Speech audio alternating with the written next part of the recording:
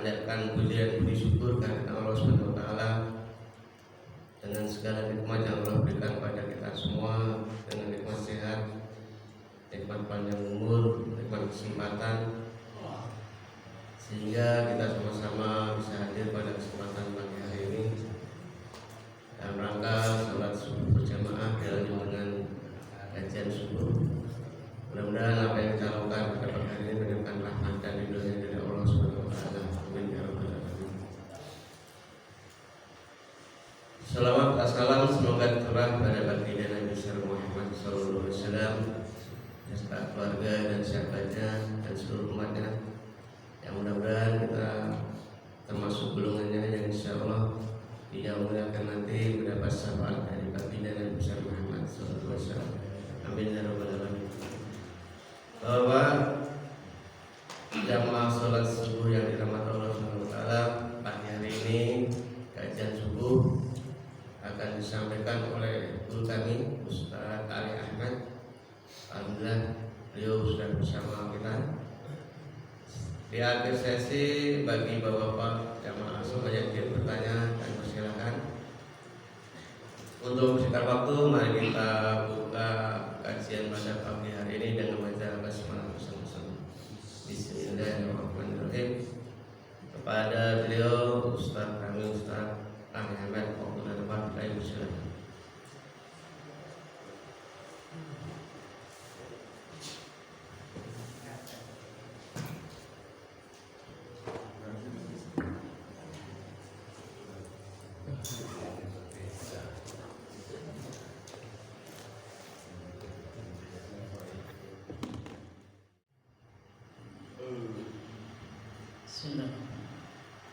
Assalamualaikum warahmatullahi wabarakatuh. Alhamdulillahirabbil alamin, nahmaduhu wa nasta'inuhu wa nastaghfiruh wa na'udzu billahi min shururi anfusina wa min sayyiati a'malina, may yahdihillahu fala mudilla lahu wa may yudlil fala hadiya lahu. Asyhadu an la ilaha illallah wa asyhadu anna Muhammadan 'abduhu wa rasuluhu la nabiyya ba'dahu. Salatu wassalamu ala nabiyyina Muhammad wa ala alihi wa sahbihi wa man tabi'ahum bi ihsani ila yaumil qiyamah. Wa sahbi sadri wa yassir amri wa uqdatan min lisani yafqahu qawli wa zidni ilma wa rzuqni fahma. Subhanaka la ilma lana illa ma 'allamtana innaka antas samiul 'alim. Bapak-bapak jamaah masjid Al-Madinah yang dirahmati Allah Subhanahu wa taala. Sama-sama marilah kita panjatkan rasa syukur kita kepada Allah Subhanahu wa taala yang pada pagi hari ini Allah masih berikan kita kesempatan menikmati nikmatnya sehat, nikmatnya iman Islam kita, sehingga kita bisa sama-sama menunaikan ibadah yang mulia, yaitu sholat, apalagi ini sholat subuh,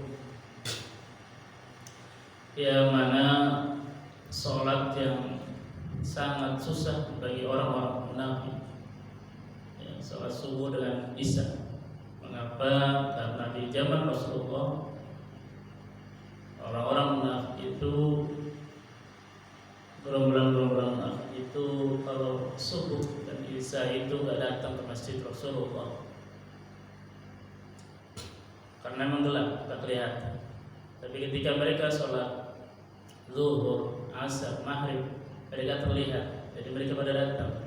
Tapi nanti ketika sholat isya, karena memang di waktu zaman Rasulullah tidak ada penerangan seperti penerangan sekarang yang cukup banyak, ya, cukup ramai. Zaman Rasulullah gelap, tidak terlihat. Mereka menghilang sepertinya, tidak ada batang hidungnya. Semoga ini menghilangkan sifat itu dari diri kita.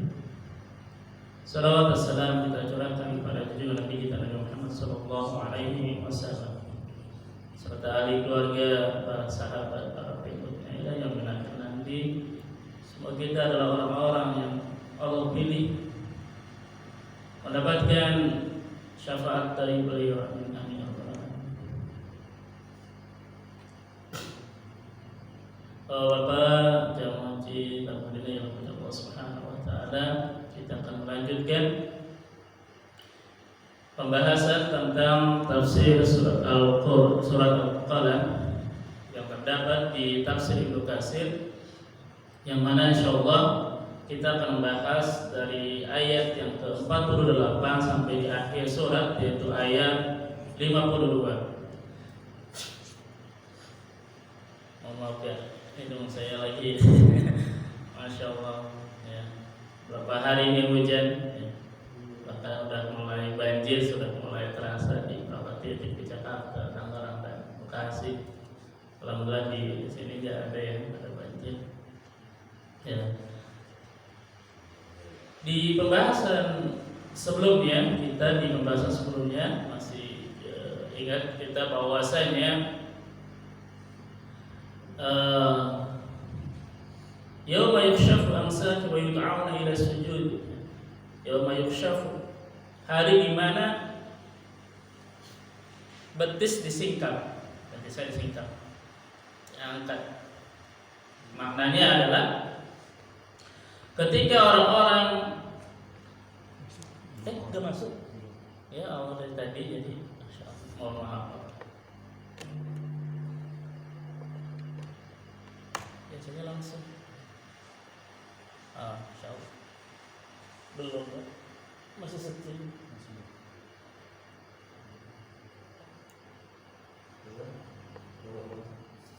Oh ya Pak, yang lipat. Kalau ini sih connect. Ini connect. HDMI-nya udah masuk semua. Ya. Berarti kendor ya? Kendor itunya ya Pak ya? Pak ya. Iya, insyaallah. Alhamdulillah. Yauma yukshafu, yaitu hari di mana disingkapnya betis-betis ya. Kemarin bahas bahwa ketika betis disingkap itu mereka diperintahkan ila sujudi fala yastati'un, mereka tidak bisa sujud ya. Ketika di mana hari di hadapan Allah mereka diminta untuk sujud, mereka tidak bisa sujud hanya karena kekufuran mereka, karena mereka tidak terbiasa sujud di hadapan Allah. Dan ini berlaku bagi juga orang-orang munafik. Wa idza qamu ila sholati qamu kusala. Dan jika mereka mendirikan salat qamu kusala, mereka salatnya malas-malasan. Bahkan yuraunan nas, ya, hanya pengen dilihat oleh manusia. Padahal nanti di akhir surat ayat ini fidarkil asfalin, orang-orang munafik itu dikumpulkan dengan orang-orang kafir fidarkil asfalin, di dasar neraka. Ya, badan ngeri ya. Apakah kita termasuk? Masya Allah ya. Karena memang di zaman Rasulullah itu ada deretan orang munafik, bahkan ada gembongnya, dan semua para sahabat tahu. Sampai anaknya sendiri minta izin kepada Rasulullah, ya Rasulullah, boleh nggak saya penggal bapak saya ini? Karena dia terkenal dengan, saya lupa nih, Abdullah bin Sahal atau siapa ya? Abdullah bin Sahal bin Sahal. Ya. Anaknya sendiri Abdullah namanya, itu meminta izin karena bapaknya adalah gembong para munafik yang nanti di surat Taubah itu ada terkait dengan masjid Tiror, masjid yang mencela umat. Ya. Maka Rasulullah mempunyai nama-nama. Ada sahabat yang tugasnya mencatat orang-orang yang munafik. Ya.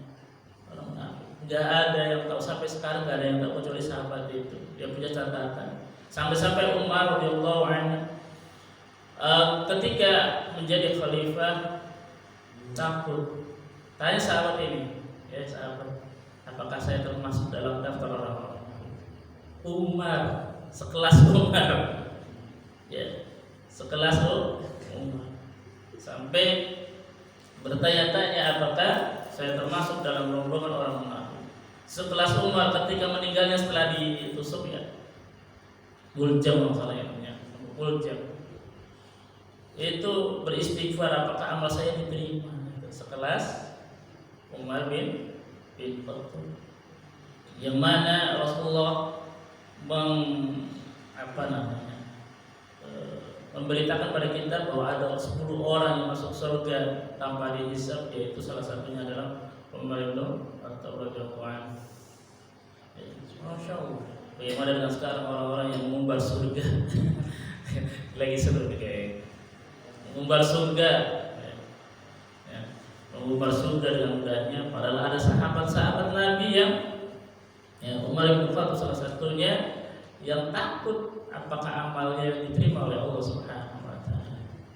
Dan bagi kita, kalau kita terbiasa dengan beribadah kepada Allah, insyaallah hari di mana di hadapan Allah kita bisa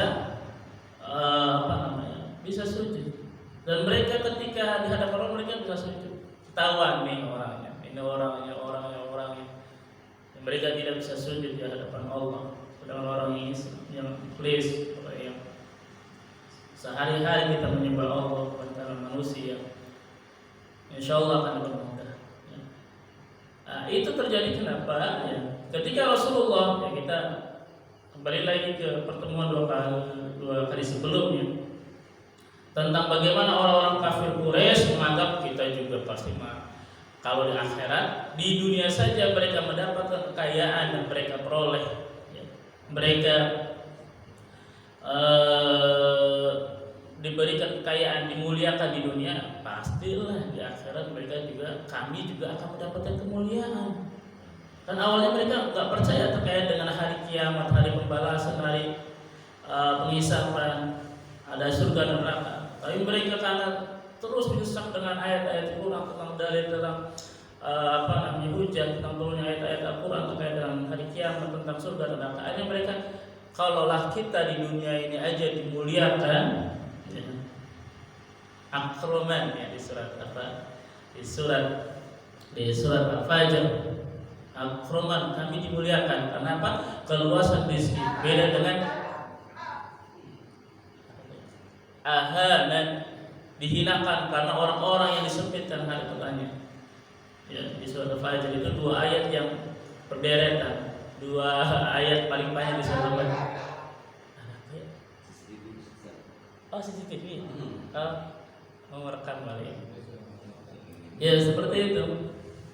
Mereka menganggap bahwa dirinya akan dimuliakan juga nanti di akhirat, nanti di hari pengisapan. Nah, ini dibantah lagi oleh Allah. Mereka tidak akan bisa sujud pun tidak bisa. Karena apa? Mereka tidak pernah sujud di hadapan Allah. Mereka hanya sujud di hadapan para berhala. Ya. Mereka beradu argumen dengan dakwah Rasulullah. Bahkan ditantang kemarin ya. Bagaimana mereka ditantang? Mana dalilnya? Mana kitabnya? Apakah kalian mendapatkan kitab yang menerangkan bahwa mereka akan masuk surga? Ya, mereka ditanya, ya bahasa kita kicep, nggak bisa ngapa-ngapain. Ya, akhirnya nanti di hadapan yauma yuhsyar. Yauma yuhsyar itu hari yang sangat sangat berat, sangat genting. Karena apa? Orang Arab kalau genting, perempuan-perempuannya itu selalu menyingkapkan betisnya, jadi betisnya kelihatan kayak orang lari ketakutan. Seperti halnya ketika perang Badar. Ketika perang Badar itu kan mereka juga membawa perempuan-perempuan. Mereka melakukan kekalahan, mereka mengangkat betisnya, lari ketakutan. Seperti itulah. Sekarang ayat di 48, fasbir, maka bersabarlah. Ya. Maksudnya apa? Ini fasbir li hukmi rabbika wa la takun ka sahibil huti in nada wa huwa maqlub. Ya, ayat lengkapnya. Maaf saya lupa enggak cantum ayat lengkapnya. Sahibil huti fasbir li hukmi rabbika wa la takun sahibil huti ka sahibil huti wa huwa maqlub wa la takun ka sahibil huti wa huwa maqlub. Ini peringatan yang disampaikan Allah kepada Rasulullah SAW. Fasbir, maka bersabarlah atas gangguan mereka. Karena ketika Rasulullah berdakwah di tahun ke-4 sampai tahun ke-7, bahkan ketika tahun ke-7 sampai ke-10 Rasulullah dengan para sahabat diboikot Dari tahun ke-4 sampai ke-7 Rasulullah ketika menyampaikan dakwahnya selalu dihina. Ya. Di ayat sebelumnya kan pertemuan yang pertama masalah atau kedua tentang kolom idza tutla alaihim ayatuna qalu asatirul awwalin. Kita katakan ayat kami qalu asatirul awwalin. Ini madong yang belakang. Di surat Al-Haqqah nanti ada wa huwa kahin ini mah dukun wa huwa syair ini mah cuma syair doang. Bayangkan saja ketika kita menyampaikan kebaikan kepada saudara-saudara kita, kepada kerabat kita. Ketika kita menyampaikan ngibul doang, itu mah cerita dulu. Padahal yang disampaikan adalah ayat-ayat Al-Quran. Maka Rasulullah diperintah untuk bersabar, maka bersabarlah, fasbir, ya. Kepada Rasulullah untuk bersabar menghadapi mereka, karena nanti ya ada balasan buat mereka. Karena sesungguhnya Allah mengatakan kemenangan bagimu atas mereka dan menjadikan kamu dan orang-orang mengikutimu kesudahan yang baik di dunia dan akhirat. Keingkarannya hilang saja. Wala takun kasahibil hut. Dan janganlah kamu seperti kasahibil hut yang berada dalam perut ikan. Ini kisah tentang Yunus bin Matta, Ibnu Matta. Matius, di sini Matius ya. Saya baru tahu Matta itu Matius. Karena nanti Rasulullah ketika ke Thaif dan istirahat di kebun anggur, nanti ketemu dengan seorang budak yang mana mereka berasal dari tempatnya Nabi Yunus. Ya. Rasulullah diingatkan, sabar, jangan sampai seperti Nabi Yunus. Nah, ini kisah tentang Nabi Yunus, yaitu Zunnun, ya, alias Yunus ibnu Matta alaihi salam ketika pergi meninggalkan kaumnya dalam keadaan marah. Kemudian hal yang dilakukannya ialah menaiki kapal dan ikan besar menelannya, lalu membawanya ke dalam laut yang gelap gulita, dan ia dapat mendengar tasbih laut berikut semua makhluk yang ada di dalamnya kepada Tuhan yang Maha Tinggi lagi Maha Kuasa, yang semuanya ditakdirkannya tidak dapat ditolak. Jadi kan kisahnya itu Nabi Yunus itu kan ketika berdakwah, ya, seperti lainnya para nabi-nabi sebelumnya juga selalu ditolak, selalu bilang segala macam, ya, gila, nyanyi segala. Nabi Yunus yang meninggalkan kaumnya, meninggalkan kaumnya dengan keadaan marah. Jadi kita jangan sampai ketika gedubel apa sih namanya? Dongkol ya, harus ada dongkol. Tidak ada orang yang saya itu, mau dengan saya, nggak usah dongkol biasa. Ya. Nabi Yunus seperti itu, dalam keadaan gak enak. Akhirnya dia pergi naikin kapal dan dikisahkan ya. Ketika di kapal ini kan Nabi Yunus dapat undian itu ya, yang harus dikeluarkan dari kapal. Jadi kan kapalnya mau tenggelam. Maka disepakati harus ada yang dikeluarkan, dilempar satu orang dari perahu itu. Ketika diundi, Nabi Yunus keluar lagi, diundi lagi Nabi Yunus keluar lagi. Ini Nabi Yunus dilemparkan. Ketika dilemparkan itu dimakan ikan apa ya? Ikan nun ya, ikan nun. Yang mana akhirnya nanti ada satu doa. La ilaha illa anta inni kuntu minadh dhalimin ya. Doa Nabi Yunus, la ilaha illa anta inni kuntu minaz zalimin. Ketika di dalam subhanaka inni kuntu minaz zalimin. Ya. Itu ketika Nabi Yunus, ya ini subhanallah, Nabi Yunus di dalam perut. Jadi kegelapan yang berlipat-lipat. Kegelapan berlipat-lipat itu Nabi Yunus itu dalam perut gelap, di dalam perut ikan. Kemudian ikannya kan di dalam lautan yang gelap. Berlipat-lipat ketika ada di dalam perut. Nah, Nabi Yunus berdoa seperti itu sampai malaikat mendengarkan, sampai berbicara kepada Allah, ini kayaknya kenal suara ini nih. Siapa yang doa? Kata Allah, ini terkait dengan apa namanya? Menangis di sekeliling Arsy. Ini doanya di Al-Anbiya ayat 87. Ini artinya ini kisah tentang bagaimana Nabi Yunus berdoa yang membuat dan menangis di sekeliling ars. Lalu para malaikat berkata, ya Tuhan, ini adalah suara yang lemah tetapi kenal datang dari negeri yang terasing. Ini kayak kenal nih, suara ini nih. Maka Allah berfirman, tidakkah kalian ketahui siapa dia? Mereka tidak. Ini adalah suara Yunus. Mereka berkata, ya Tuhan, hamba-Mu yang terus menerus dinaikkan baginya amal soleh dan doa yang diperkenankan. Allah benar-benar mereka memohon, tidaklah Engkau mengasihani berdasarkan apa yang telah diamalkan di masa senangnya, maka kami mohon kepada Engkau menyelamatkan dari musibahnya itu. Ini dialog antara Allah dengan malaikat ketika Nabi Yunus berdoa. Kemudian dikeluarkanlah Nabi Yunus dari ikan itu. Jadi Allah perintahkan kepada Rasul untuk bersabar ketika menghadapi orang-orang Quraisy yang ketika didakwakan kayak gitu. Double ya, bahasa kita double. Ngeyel terus. Ya. Fajtabahu rabbuhu faja'alahu minas shalihin. Nabi Yunus dipilihnya menjadi termasuk orang-orang yang saleh. Begitu juga dengan Rasulullah, kalau bersabar, ya, maka Allah akan memilih ya, termasuk orang-orang yang saleh. Begitu juga dengan kita, ketika kita bersabar terhadap gangguan orang-orang yang ketika kita bilang sabar nggak ada batasnya. Ya, sabar itu salah satu ibadah yang sangat mulia karena sabar itu gimana? Nggak ada batasnya. Karena pasti gangguan itu ada di sekitar kita, di mana-mana saja. Kalau kita bersabar, begitu dengan Rasulullah diperintahkan untuk bersabar menghadapi orang-orang Quraisy. Ya. Kemudian kita lanjut ke ayat 51.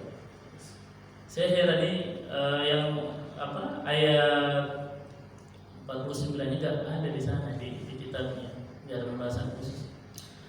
Lanjut saja di ayat 51. Wa yakadul ladzina kafaru la yusriquna bi absari. Dan sesungguhnya orang-orang kafir itu benar-benar hampir menggelincirkan kamu dengan pandangan mereka.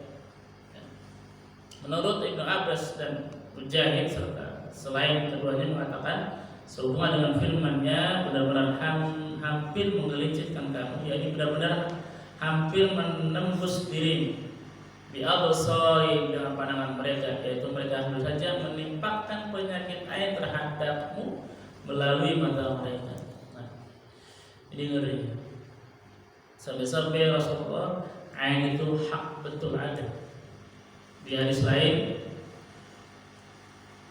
kematian umatku itu disamping karena takdir Allah. Di situ ada takdir Allah, ketetapan Allah juga karena ain. Ini ngerinya penyakit ain. Karena ada sebuah kisah sahabat Sahal kalau salah. Ini sahabat Sahal itu mandi.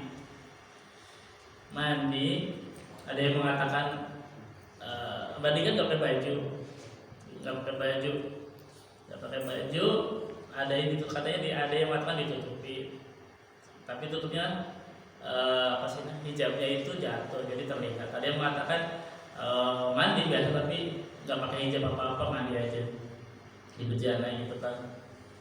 Terus ada sahabat Amir itu melihat sahabat Sahal itu melihat badan bagus banget. Hanya mengatakan memandang tubuh si Sahal ini sahabat. Ih, bagus banget badannya, cakep gitu kan. Seketika itu Sahal itu jatuh ke bejananya karena yang kayak gitu, blok gitu kan. Dikisahkan pingsan, ya rame lah, Amir juga rame. Akhirnya digotong pingsan di hadapan Rasulullah. Ya Rasulullah ini kenapa? Akhirnya Rasulullah bertanya sama sahabat ini kalian curiga sama siapa ini? Ya, curiga ke siapa? Kita curiga sama Amir nih. Amir. Kenapa? Karena ketika terlihat tubuhnya si Sahal ini, itu Amir mengucapkan bagus sekali ini. Ketika ditanya Rasulullah, iya betul ya Rasulullah. Akhirnya apa?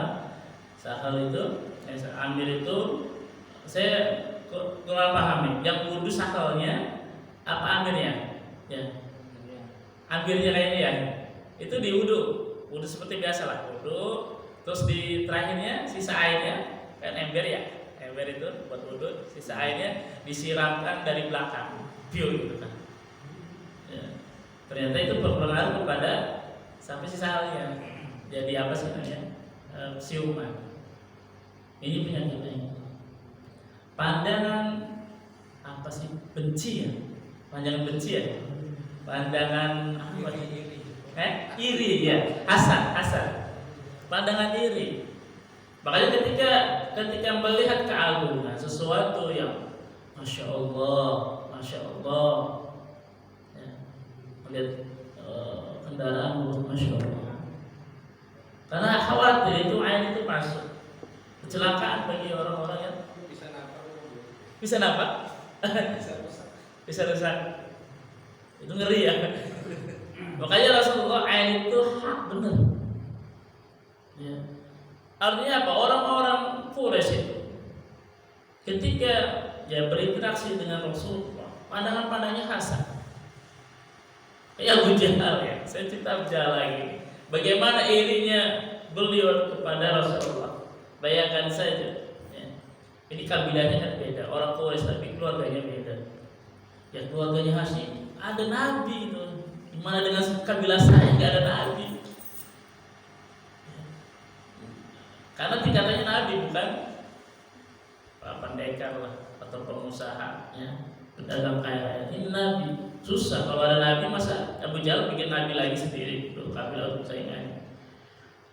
Dan ini ngerti ya. Rasulullah SAW. Hanya ada surat apa? Muazzatain ya. 2 surat Muazzatain, 2 surat untuk perlindungan. Karena kita harus bertahun sering bertahun dua cucunya ini. Berarti ini peristiwanya ada di Madinah. Ya. Ketika Hasan dan Husain sudah mulai meneraka kalau bisa main-main, Rasulullah mendoakan kedua orang ini, kedua anaknya, karena ngeri. Ya. Mungkin ada yang jahat mata jahat terhadap kedua cucu Rasulullah. Rasulullah SAW mendoakan, dan kita juga bisa mengamalkan doa ini. Ya. Dari syaitan, dari binatang buas, ya, dari mata-mata ain, mata yang jelek. Kita berdoa buat anak. Di samping juga doa Muazzatain itu surat Al-Ikhlas dan surat An-Nas. Sudah pernah saya singgung di awal ya, bagaimana Rasulullah kena sihir ya, di surat Al-Falaq dan surat An-Nas. Ya. Oke, lanjut. Jadi inilah yang dilakukan oleh orang-orang Quraisy, orang terhadap Rasulullah, yang membuat Rasulullah diingatkan untuk senantiasa bersabar, jangan sampai seperti Nabi Yunus, ya. Dan Allah juga berikan perlindungan dari orang-orang di absarihim, dari pandangan mereka. Wa yaqulu innahu lamajnun. Dan mereka berkata sesungguhnya, ya, siapa? Muhammad, ya, Rasulullah SAW benar-benar orang yang gila. Di absarihim wa yaquluna innahu lamajnun. Di awal ayat Nun wal qalami wa ma yasturun anta bi ni'mati rabbika bimajnun. Itu berarti ayat berapa? Ayat kedua ya? Ayat kedua.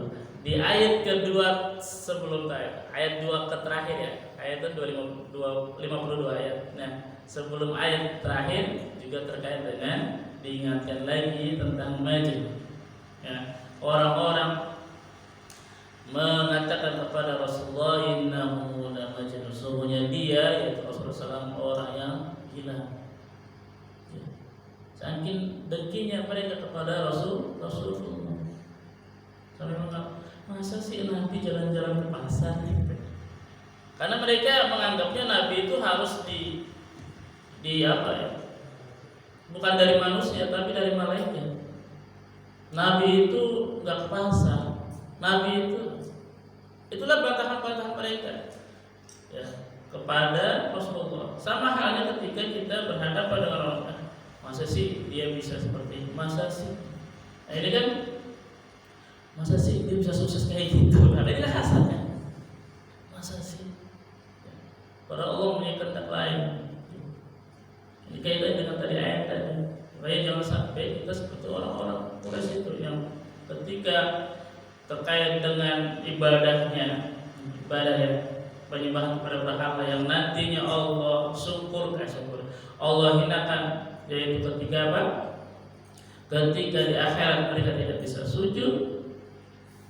Kemudian ketika muamalah yang mereka dapat dalam muamalah kedengkian, ada hasad, gak suka melihat kebaikan pada diri seseorang.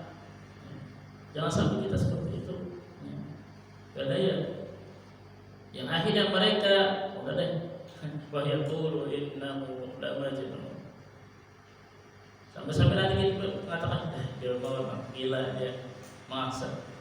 Saya heran juga ya, ada orang yang mungkin banyak lah ya, bagaimana mudahnya berinfak, bagaimana mereka mudahnya mengeluarkan harta, bagaimana mereka mudahnya melakukan kebaikan gitu. Atau ini sebenarnya bukannya hasad, kok mereka bisa ya subuh tiap pagi ya, harus hasad, harus iri ya. Kok bisa ya mereka seperti itu, bisa belajar, mereka bisa kita. Hal itu akan memotivasi kita untuk ya, karena apa? Seorang muslim itu cermin bagi orang muslim yang lain. Jadi kalau kita melihat seorang muslim itu bisa bercermin. Kayaknya kurangnya ini deh. Ya. Saya kurang, jamaahnya kurang kayaknya deh di masjidnya. Kayaknya saya belajarnya kurang banyak lagi. Kayaknya saya ngajinya kurang. Kayaknya sodakonya saya kurang. Kayaknya itu akan membuat kita termotivasi untuk berbuat baik lagi. Kayaknya bisa saya perlu dijaga lagi deh. Kayaknya sikap saya dengan orang lain perlu diperbaiki lagi. Itu membuat kita termotivasi. Jangan sampai nanti, walaupun orang-orang lain pasti akan benci itu. Boro-boro kita manusia yang biasa, bukan Nabi saja itu dicaci maki, dihina, disebut jadi orang yang gila. Jadi kita juga akan bersabar. Ya, jangan sampai kita ketika buat kebaikan lagi tobat nih, kita jadi dombol. Tidak, kita santai saja. Nah, bersabar. Ya. Kenapa? Nanti akan ditutup dari surah di ayat 52. Wa ma huwa illa dzikrul lil alamin. Dan Al-Quran itu tidak lain hanyalah peringatan bagi seluruh umat manusia. Ya, ini akhir dari surat Al-Qalam ayat 52. Bahwa Al-Quran ini pertama terhadap global ya. Secara global Al-Quran ini diturunkan kepada Rasulullah selama 23 tahun itu untuk seluruh umat manusia. Peringatan, zikr. Al-Quran itu zikr, pengingat, peringatan. Tadi ingatkan lagi, diingatkan lagi. Makanya kita sentiasa membaca Al-Quran itu biar sering ingat. Orang itu kan kadang kaget sering lupa. Makanya Al-Quran dibaca lagi, diingatin lagi terus. Sampai kapan? Sampai mati. Karena manusia itu kan senantiasa digoda oleh setan. Lupa lagi, diingatin lagi, lupa lagi. Dan itu bukan hanya untuk umat Islam, untuk seluruh umat manusia. Yang pertama, yang kedua, secara khusus surat ini. Surat ini dari surat Al-Qalam bagaimana kisah dari awal sampai akhir terkait dengan Rasulullah SAW berinteraksi dengan orang-orang Quraisy, orang-orang jahiliyah, para pengingkar terhadap ayat-ayat Al-Quran. Makanya di akhir surat ini, wa ma huwa illa dzikrul lil alamin. bahwasanya wa ma dan tidaklah huwa yaitu Al-Quran itu illa dzikr, kecuali hanya mengingat bagi seluruh umat manusia, mengingatkan kepada orang-orang. Jadi apa yang disampaikan dari surat Nur, qala wa yasuru, itu terkait dengan ketika Rasulullah dihinakan, dicaci maki, padahal Rasulullah punya akhlak yang sangat baik. Kemudian terkait dengan orang jahiliyah yang selalu menghinakan Rasulullah, yang akhirnya dibaca idza tutla alaihim ayatuna qalu asatirul awwalin, yang mereka mengatakan ini hanya dongeng belaka. Kemudian terkait dengan bagaimana orang-orang Quraisy membantah, menyombongkan diri ketika mereka mengatakan kalau kami di dunia dimuliakan, nanti di akhirat pasti Allah muliakan. Dan Allah jawab dengan apa? Yauma yukshafu, hari di mana disikapkan betis-betis, ya, la yastati'un, mereka tidak bisa sujud. Yang kemudian Allah juga ingatkan kepada Rasulullah, fasbir, untuk bersabar terhadap perlakuan mereka. Jangan sampai seperti orang dulu nih, yang namanya Nabi Yunus alaihissalam, ya. Dan ternyata tetap saja orang-orang kafir Quraisy senantiasa mengatakan innahu la majnun, wa yaqulu innahu la majnun. Seperti itu. Alhamdulillah, untuk pembahasan terkait dengan surah Al-Qalam kita sudahi. Subhanallah, 4 kali pertemuannya, saya nggak lupa 4 apa 5 terkait pembahasan surat Al-Qalam yang cukup panjang, dan insyaallah kita di pertemuan selanjutnya, berarti udah mulai bulan Ramadan ya, tapi tetap jalan ya biasa, tetap jalan. Kita akan masuk ke surat Al-Haqqah, ya, hari kiamat. Ya. Allahu a'lam bishawab. Mungkin itu yang bisa saya katakan. Alhamdulillah, pada takun dan minal mutarin minkum.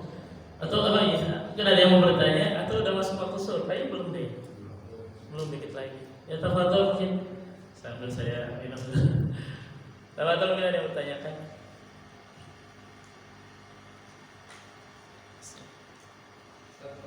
Yuk. Kalau sebagai muslim ada nggak tips agar kita tuh hatinya nggak gampang iri dengan kenikmatan yang ada pada orang lain? Ya itulah setan ya. Setan kan kadang bisikannya halus sekali ya. Kalau menurut saya pribadi, mah kita ridho sebenarnya apa yang diberikan oleh Allah. Ridho, ikhlas apa yang Allah berikan. Karena kan kita apa sih?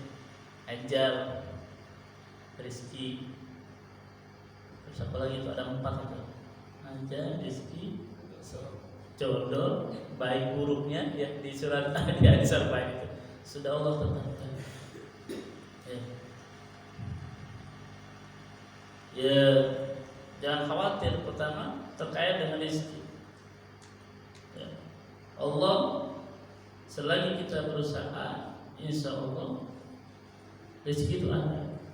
Tapi kadar orang itu beda-beda.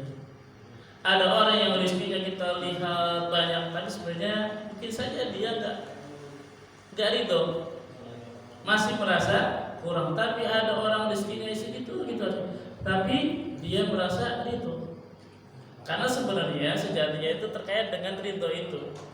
Ridho terhadap takdir yang Allah berikan itu lebih menenangkan dibandingkan dengan yaitu awalnya nggak ridho kan, masa segini, masa cuma segini, misalkan terkait harta, masa punya mobil kayak gini doang, kayak butuh.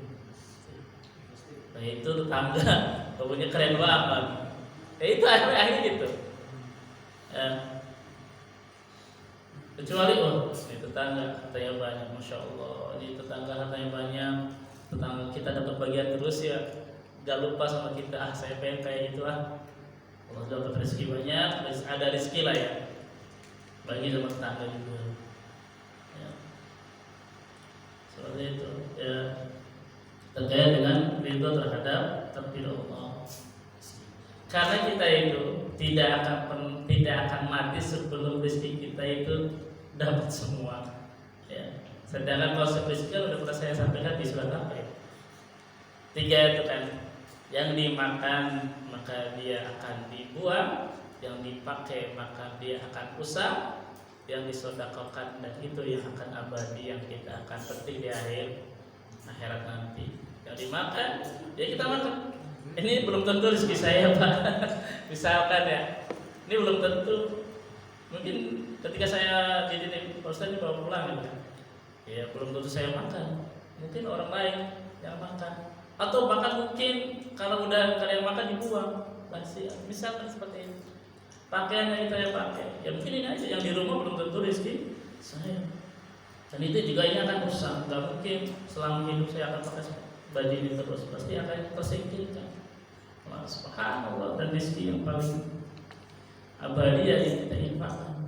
Seberapa kita infak, itu yang akan kita petik. Jadi yang paling utama ya itu kita ada konsep qanaah ya. Iya, qanaah. Qanaah itu menerima apa yang Allah berikan. Qanaah menerima pemberian Allah.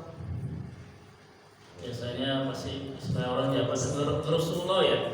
Rasulullah ya, orang Jawa itu ada istilah Rasulullah. Rasulullah itu pendumel aja dapat rezeki seperti itu. Mungkin itu paling bantu Allah alam salam yang bisa kita. Ya. Mungkin bapak yang lain sambil menunggu tuh pulang.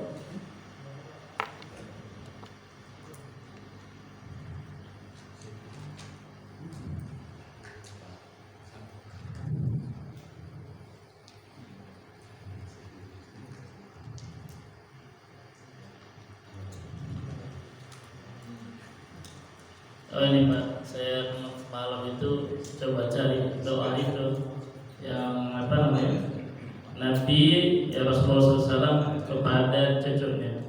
Ini saya semalam nyari apa ya? Saya dapat mu'idukuma bi kalimatil laitam. Aku berlindung untuk kedua cucuku ini pada Allah bi kalimatil laitam, dengan kesempurnaan kalimat-kalimat Allah. Min kulli syaitan, dari setiap godaan setan, wa hamma, dari binatang-binatang buas, wa min kulli ain lamah, dan dari setiap mata yang hasad benci. Itu doa buat anak kita, buat istri kita. Ya seperti itu. Kalau istri ya langsung. Kalau dua itu kuma. Ya jadi berubahnya itu di kalau ini kan mau itu kuma. Kalau buat yang di depan kita laki-laki, mau itu ka. Buat anak kita yang laki-laki, mau itu ka. Ya di kalimatil laitam.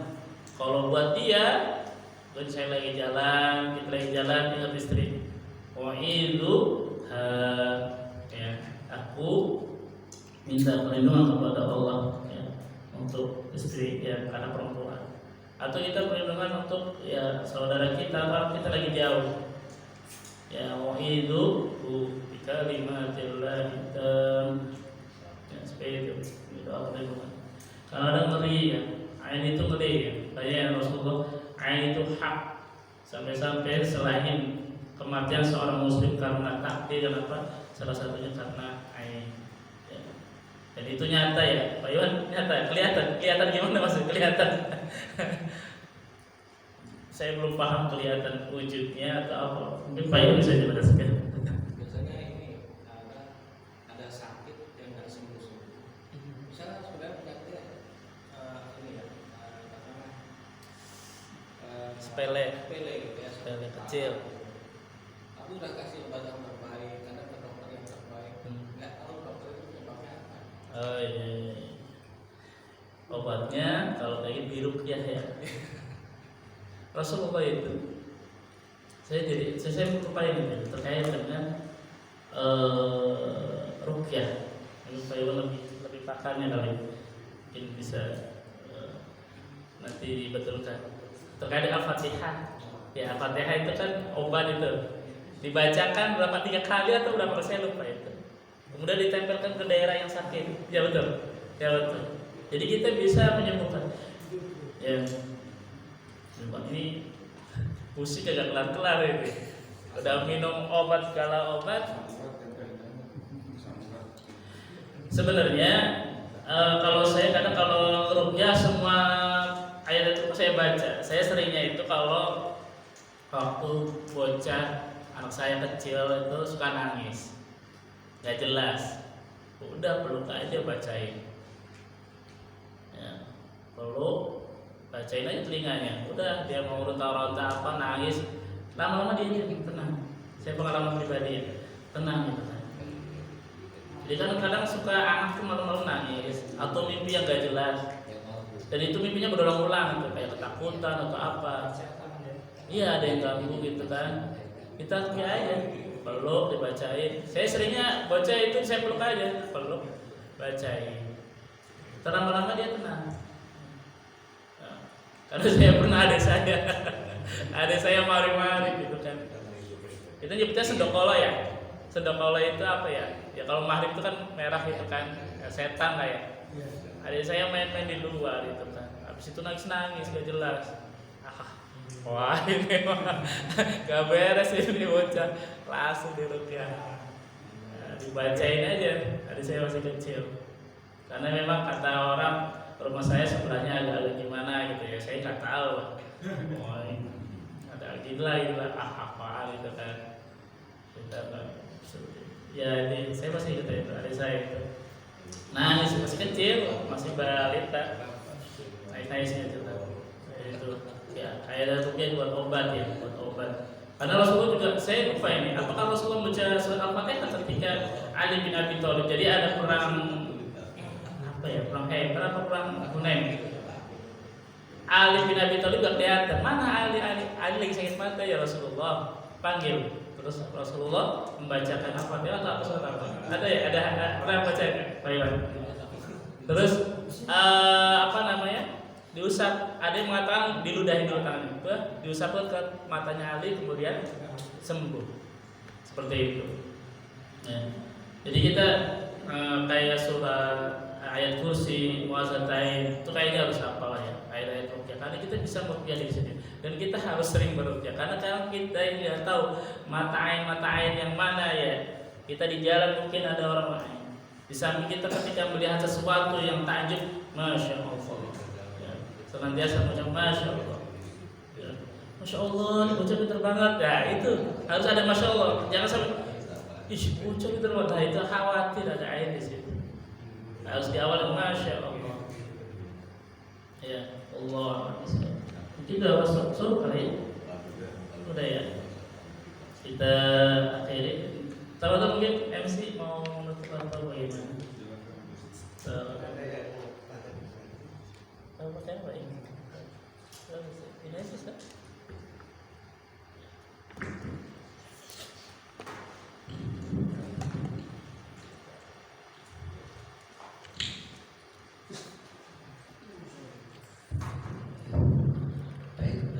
Terima kasih Ustaz Ali Hamid telah menyampaikan kajian kepada pagi hari ini. Mungkin kalau nggak ada pertanyaan kembali kita tutup. Pak sudah masuk ya. Ya Pak, jika Bapak nanti akan bertanya atau sekedar ngobrol silakan setelah kita sholat subuh sambil kita menikmati kopi dan snack yang sudah disiapkan dari panitia. Mari kita tutup kajian pada pagi hari ini dengan baca Alhamdulillah, subhanallah wa bihamdika, asyhadu an la ilaha illa anta, astaghfirullah wa atubu ilaik. Terima kasih.